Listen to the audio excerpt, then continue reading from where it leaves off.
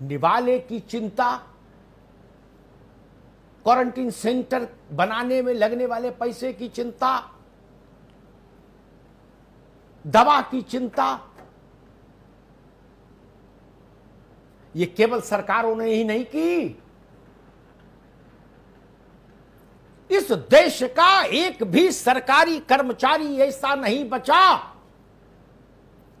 जिसने अपनी तनख्वाह का एक हिस्सा इस कोरोना त्रासदी में सरकार को समर्पित नहीं किया कि हमारे जो वंचित वर्ग के भाई बहन हैं, संकटग्रस्त भाई बहन हैं, उनकी मदद में ये हमारी आहुति है।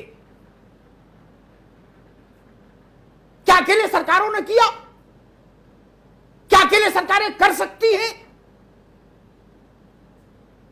कौन सा विभाग किस राज्य में बचा जिसने जाके 10 करोड़, 20 करोड़, 50 करोड़, 100 करोड़ का चेक नहीं दिया राज्य सहायता कोष में?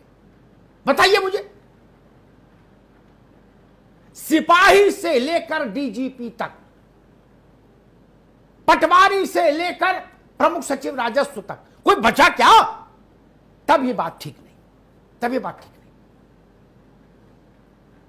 मैं कहता हूं, जो हम लोग करने से डर रहे थे, हम लोग अपने बचाव के रास्ते खोज रहे थे कि भाई हमको ना कोई छू ले, हम किसी को ना छू जाए। WHO ने कहा था 1 मीटर की दूरी रखो, हम 100 मीटर की दूरी पर छुपे थे। ये लोग अमरौती खा के आए थे क्या? ये संजीवनी थी इनकी जेब में कि ये निर्भय होके जूझ गए कोरोना से, क्या आओ 2-2 हाथ करेंगे? मनोज भाई, मैं नोएडा, गाजियाबाद के तमाम ऐसे सिपाहियों को जानता हूं जो मुझे रोज आते जाते मिलते थे, दुआ सलाम होती थी। एक दिन मैंने पूछा, भाई फलाने नहीं दिख रहे, तो बोले वो पॉजिटिव है, हॉस्पिटल में भर्ती। कुछ दिन बाद पता किया, उधर से गुजरता हूं तो पता लगा कि दुर्भाग्यवश वो नहीं रहे। किस लिए? चौराहे पर व्यवस्था बनाने के लिए। किसने किया ऐसा त्याग? किसी ने नहीं। डॉक्टर, नर्स, दिल्ली के उदाहरण में बता दूं आपको, एमसीडी के स्कूलों के टीचर और दिल्ली सरकार के स्कूलों के टीचर, तमाम टीचर इस घातक वायरस के शिकार होकर परलोक गमन कर गए। लेकिन खाना बांटा, क्या कोई विभाग हड़ताल पर गया?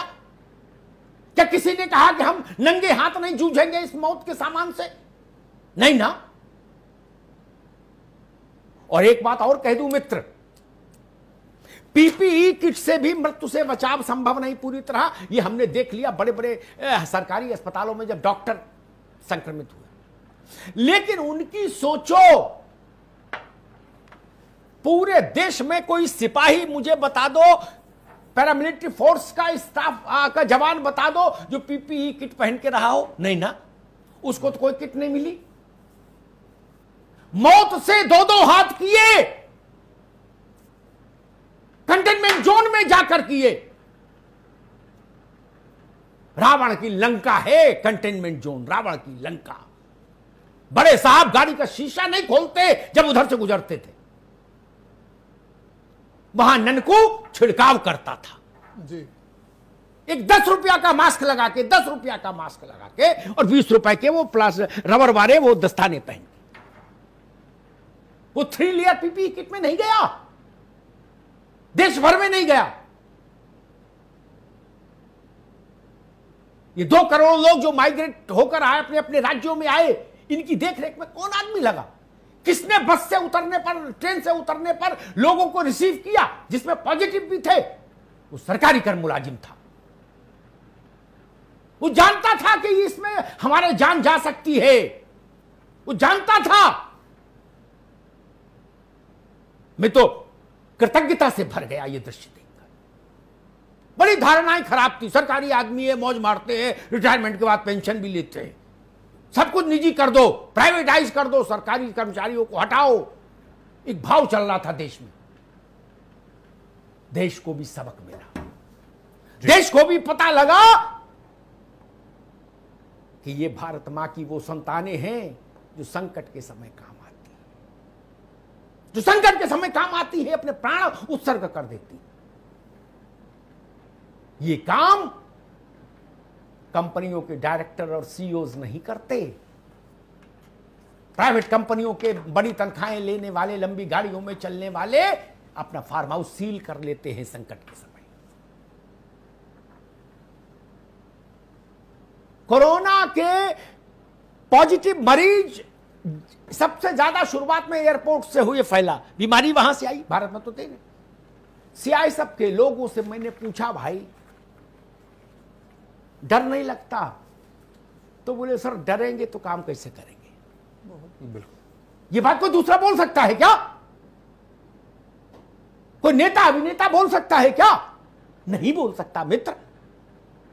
इस त्याग का सम्मान होना चाहिए, इस तपस्या का सम्मान होना चाहिए, इस कुर्बानी का सम्मान होना चाहिए। और जो लोग शहीद हो गए, मैं उनको शहीद की संज्ञा देता हूं। जो सरकारी मुलाजिम इस लड़ाई में शहीद हो गए देश के लिए, उनके साथ वैसा ही सम्मान होना चाहिए जो हमारी सीमा पर शहीद होने वाले हमारे जवान के साथ होता है। वही भाव होना चाहिए, वही नियम होना चाहिए, वही उसको आर्थिक मदद होनी चाहिए, इमदाद होनी चाहिए।